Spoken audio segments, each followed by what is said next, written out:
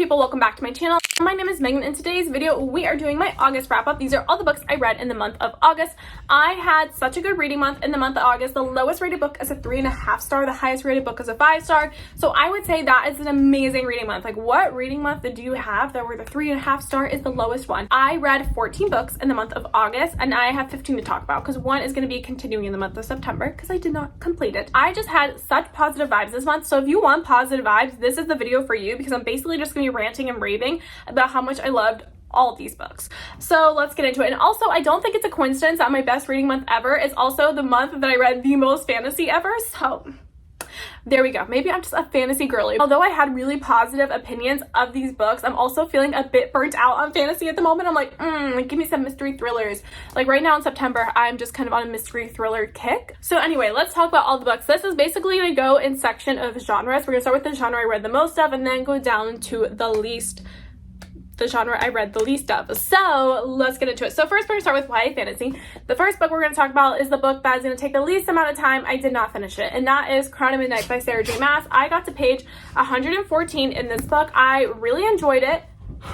Cooper is like, I cannot sit still over here. So far, I am really enjoying this book. I did not DNF it for any bad reason, more just I got distracted by other books, and I'm very excited to continue this in the month of September. The next YA fantasy book I read is Belladonna by Adeline Grace. This book I absolutely love. This book came out of left field, and oh my god, I rated this book 5 stars. This book was absolutely amazing. It was magical, it was fun, it was whimsical, and this book really gives me YA Addie LaRue vibes. So if you like The Invisible Life of Addie LaRue, specifically if you love the relationship between Addie and Luke, then you would love this book, because the main character, Signa, her relationship with Death in this book is very reminiscent of Addie and Luke, just a YA version of it, and it's just so good. It's just so good.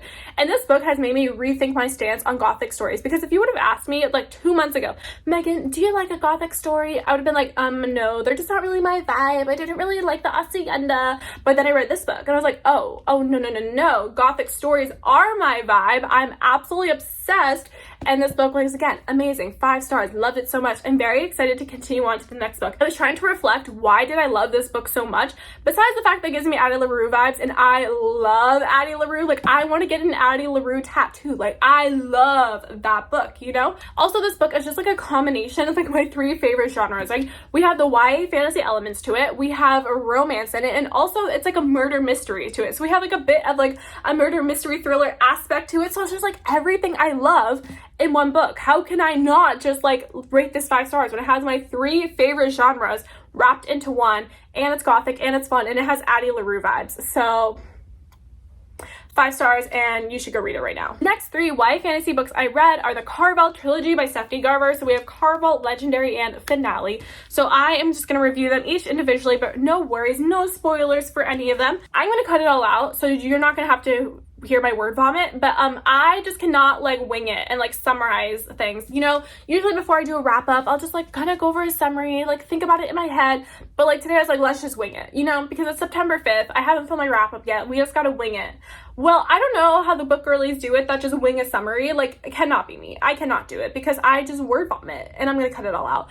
So basically, yeah, let's just go for the vibes. This book, overall, I really enjoyed this book. You're following our main character, Scarlett, and she's basically trying to save her sister, Tella, and they are in this Carvel game. It's put on by this legend who's like the master of this game, and it's just this very magical island, and nothing is as it seems. Everyone's trying to trick you. It's kind of like a giant circus world type of thing. And overall, I would say this book is dark whimsical. If I had to describe this book as an atmosphere, it'd be very dark and whimsical. I liked this book. I did. I rated it 4 stars. Actually, it's a lie. I did not rate it 4 stars. I rated it 3.5 stars. I don't know why I said that. My biggest like complaint about this book, or I don't even know if it's a complaint, because again, everything kind of ties in together at the end, but I felt like it was kind of a confusing experience reading this book. Like, I felt the world building was confusing because it's a game where they're like, oh, it's just a game. Nothing in here is real. You start questioning everything as the reader, kind of like, oh, is this real or is this not? Or basically like everything you thought you learned about something would be turned on its head, and now it's something different. And it just felt like it was a bit confusing. I felt the world building was a bit confusing, but I really loved our characters. So I was just really enjoying it anyway. And I really enjoyed the atmosphere. Overall, I thought it was a positive experience besides the confusing portion of it, which honestly, I will tell you, this book being a little bit confusing only lasts the first book, because once you get to the second and the third book, I did not find that at all. I just really enjoyed those ones and I didn't feel confused at all. So yeah, this one, again, really enjoyed it. it, and I rated it 3.5 stars. And this one I would definitely recommend, especially for fall, winter, fantasy vibes. Perfect time to read this series. The second book in the series, Legendary, this one you're mainly following the sister Tella. So in the first book you're following Scarlet, this one you're mainly following Tella, and this book was so good, even better than the first one. I'm learning that I tend to like second and third books more than I like the first books, because the first book is like a lot of setup, getting to know the characters. But the reason I like the second and third books in series is because we already know the characters, we already know the world, we already have the foundation to work off of, and we already know these things, and it just automatically feels comforting to be back with characters in a world that you know. In this book, you are following another set of games, and this book takes place directly after the events of the original Carvel book, so I thought this was a very fun time as well. And although you're following the game, so again, nothing is as it seems, I didn't find it to be as confusing as the first book. I thought it was really well done, and this one I rated 4 stars. And this one I did a tandem read with the physical book and the audiobook. And if you decide to go the route of the audiobook narrators did an amazing job, and I would highly recommend. And the last book in this series is Finale by Stephanie Garber, and this book I also really enjoyed. And it's funny because I know that I enjoyed this book. Like, thinking about this book, I know I enjoyed reading it, but looking back on it now that I'm a few weeks removed from it, I don't have a lot of memory of this book. Like, I'm trying to think back to what happened in this book, and I'm remembering specific plot points, but I don't necessarily remember the very ending of this book, or how it ends, or how it plays out, or whatever. So it was a good book. It was very enjoyable in the moment, but again, we're weeks removed, and I feel like I have forgotten everything, but in the moment I loved it, and I rated it 4 stars. And the last 3 YA fantasy books I read are also a completed trilogy, and that is the Renegade series by Marissa Meyer. I guess technically this would be YA sci-fi, but we're just including it in the fantasy genre for now because it's easier. So we have the first book, Renegades by Marissa Meyer. I had read this book back in 2020. I read like the first 80 pages of this book, and I DNF'd it, not really for a negative reason. I was getting into a massive reading slump, and then I honestly did not read for like 6 months. And it wasn't really about this book. It was just about, like, I don't know, I just didn't want to read. Anyway, I picked this book up, and I decided to listen to the audiobook for this. And oh my god, I love the audiobook narrators. They did such an amazing job bringing these characters in this world to life. And I just love this book so much. Like, I cannot even tell you.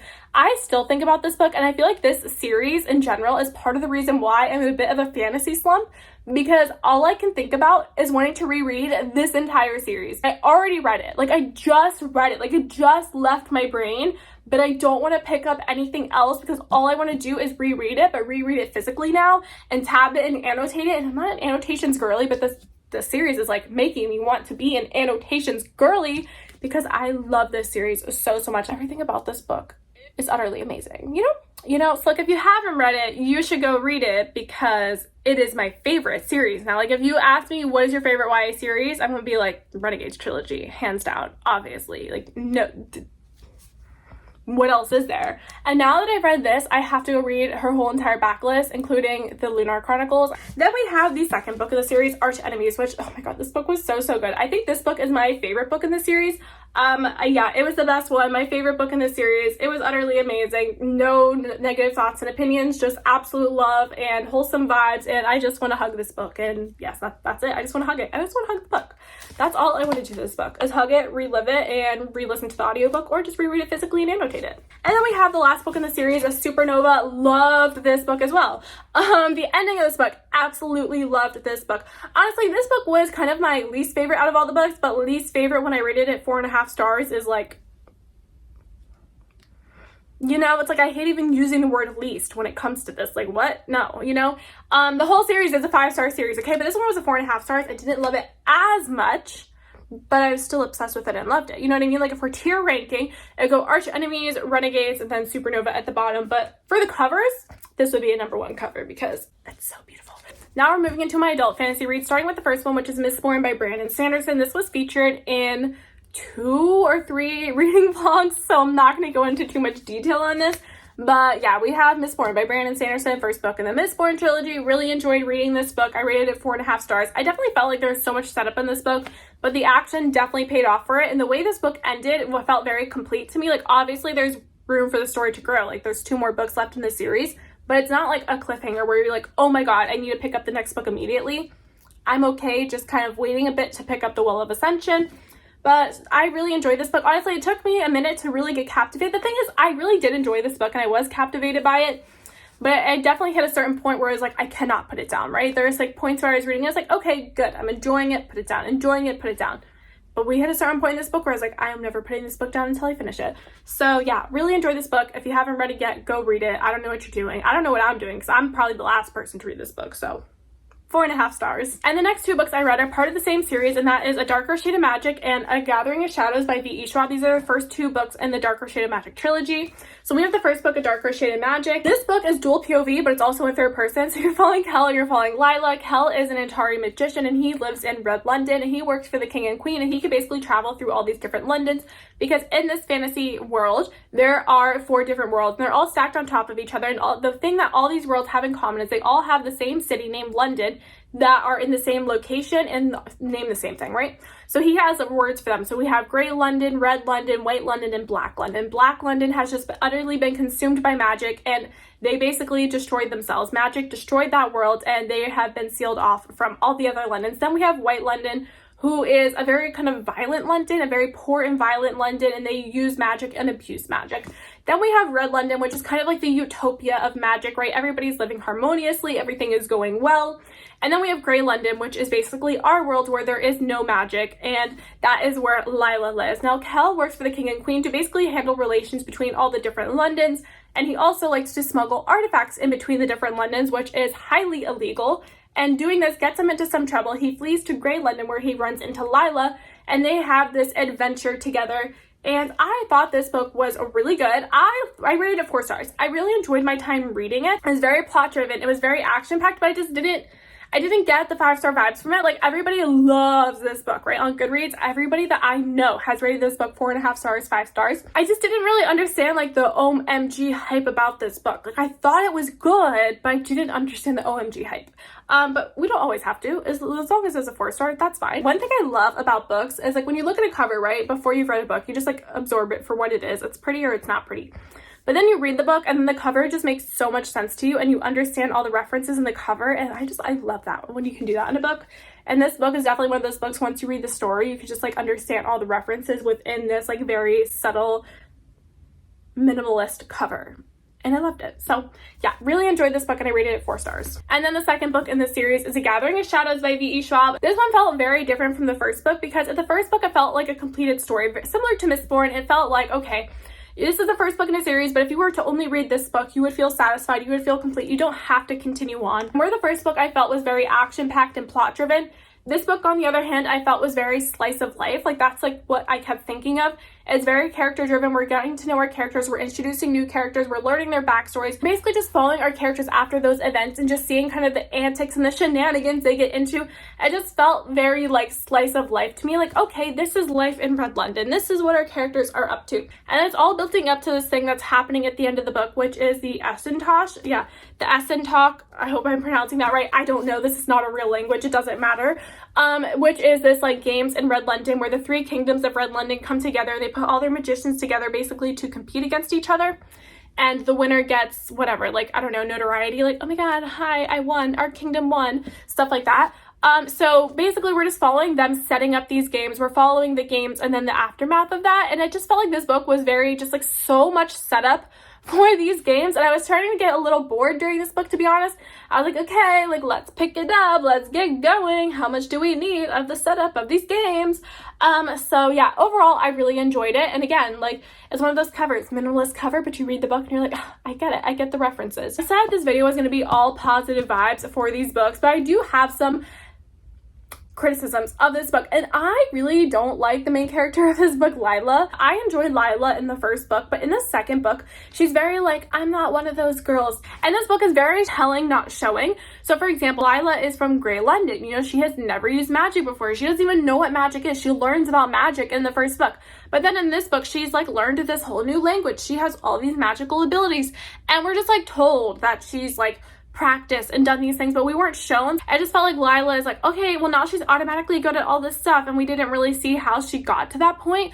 Also too, I think Lila as a character is a bit insufferable because she's kind of rude. She basically has no regard for other people. She doesn't have any consequences to her actions, and she's kind of just like, F everybody else, I'm just gonna do whatever I want. I don't really care what you have to say about it. I don't know, my personality is just so different from hers that I was just like reading this book and I was like, it was a 4-star. I feel like this video is so messy because I'm just doing this off the top of my head. I just feel very messy right now. I feel like my words are very messy. Now let's get into the mystery thrillers that I read in the month of August. So the first one I read is The Husbands by Chandler Baker. I absolutely love this mystery thriller. I rated it 5 stars. If I had to explain this book to you in terms of movies, I would say gender swap Stepford Wives. And then I'd also say the Barbie movie, but make it a mystery thriller. So in this book, you are following our main character, and she is basically in what I call a 90s sitcom marriage. Like, I grew up watching Everybody Loves Raymond. So basically, you have Deborah, the wife, who does everything. She's a stay-at-home mom. She's a housewife, but she does everything, right? She's not like a housewife that stays home and goes shopping. She does all the cooking. She does all the cleaning. She takes care of 3 kids. And then the husband, he's like, oh, but I work so hard. But then he comes home and just sits on the couch and does nothing. And she does pretty much everything for the house, right? And she's always mad at her husband because he's lazy, doesn't do stuff. And we see this in so many of those types of sitcoms. Like, what is it? The King of the Hill or like Kings and Queens? The one with Kevin James in it. It's like another situation like one of those. And this book is just like that. So this woman is in this relationship, right? She's in this marriage. They have a kid together. And the husband, yes, he works, but he doesn't do anything for the house. And she's doing everything for the kids, the cooking and the cleaning. And she's kind of had enough of it. And they're looking for a new place to live at. So she goes to this one neighborhood and she gets to know the women and the husbands there. And she's really like, what is going on with these husbands? Why are they doing all the wifely duties? Because the husbands are doing all the cooking. They're doing all the cleaning. They're doing the grocery shopping. They're taking care of the kids. And then the wives are working and they're these badass women. She's like, what kind of parallel universe did I walk into? I want to be a part of it. And as she gets drawn into this women's group, she gets to know why the husbands are the way they are. And that's where the mystery thriller aspect comes into it. I absolutely loved it. I rated it 5 stars. And you just know when the quote of a book ends with, because women can do anything, but they can't do everything, you just know that book is gonna slap. And this book slapped. I rated it 5 stars and I highly recommend you read it. And now I just need to read everything by Chandler Baker. I recently thrifted a book by her called The Whisper Network, which is another book by her. Cannot wait to read that one. And then she just came out with another book called Cutting Teeth. I was really interested in the synopsis of that book. So that is going to be another book on my TBR because just this one book that I read by her made her an auto-buy author for me. The next book that I read is The Housemaid by Frida McFadden. This book, I read it in my summer ween vlog, only reading thrillers for a week. I didn't end up finishing it, and then I was just kind of slowly reading it as time went on. Like, basically, I'd read like a chapter before bed, here and there, until I got hooked on it, and then I read it all, and I thought it was a pretty good mystery thriller. I think I ended up rating it 4 stars. I thought it was good. I thought it was interesting. The thing I love about this book is I love unhinged characters. Like, I just love unhinged girls, you know? And unhinged men. Basically, anybody unhinged, specifically women, I love. And this book, you basically have like 3 main characters, right? So you have the housemaid, you have the wife, and you have the husband.